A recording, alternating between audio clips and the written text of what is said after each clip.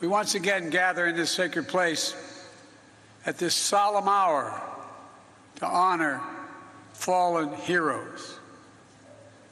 To once again stand amid the rows and rows of marble stones that bear witness to the brave women and men who served and sacrificed for our freedom and for our future. Those who died so our nation might live. Every year, as a nation, we undertake this rite of remembrance.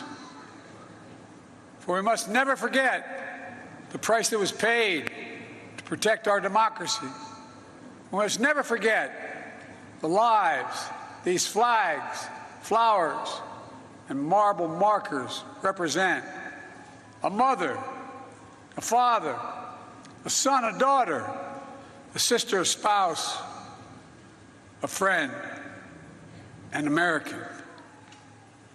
Every year we remember, and every year it never gets easier. To all those here and across the nation who are grieving the loss of a loved one who wore the uniform, our Gold Star families, to all those with loved ones still missing and unaccounted for, I know how painful it can be, how it can rip open that black hole in the center of your chest you feel like you're just sinking into. Bringing you back to that exact moment you heard that knock on the door or the telephone ring. The exact moment you had to tell your children that mom or dad would not be coming home. The hurt is still real. It's still raw. Tomorrow marks 8 years since we lost our son, Bo. Our losses are not the same. He didn't perish in the battlefield. It was cancer that stole him from us a year after being deployed as a major in the United States Army National Guard in Iraq. As it is for so many of you, the pain of his loss is with us every day, but particularly sharp on Memorial Day.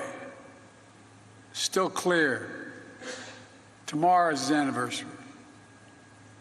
But so is the pride Jill and I feel in this service, as if I can still hear him saying, "Dad, it's my duty, Dad. It's my duty. Duty." That was the code my son lived by, and all those you lost lived by. It's the creed that millions of service members have followed from the fields of Yorktown to the shores of Normandy, to the rice paddies of Pusan, to the valleys of Kandahar, to the mountains of Sinjar and beyond, many of whom never returned home.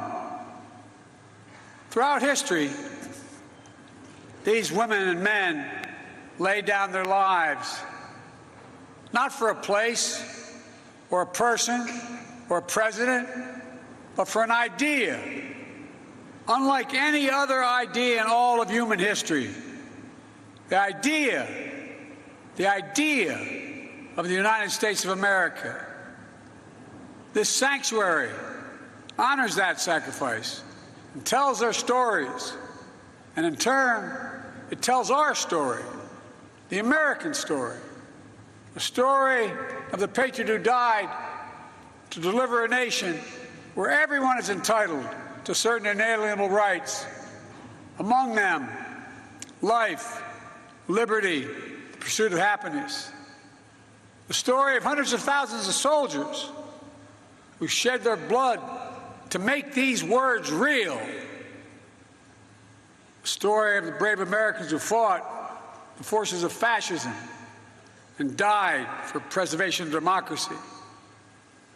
As we're reminded by the hundreds of graves here in Section 60 of Arlington and across our nation, the story of the women and men who sacrificed everything to keep democracy safe and secure during the last 2 decades. Each of them,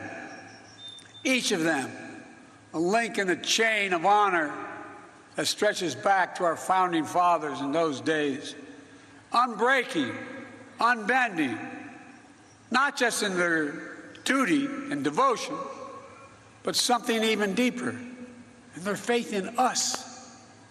Their faith in us, that we will be worthy of their sacrifice.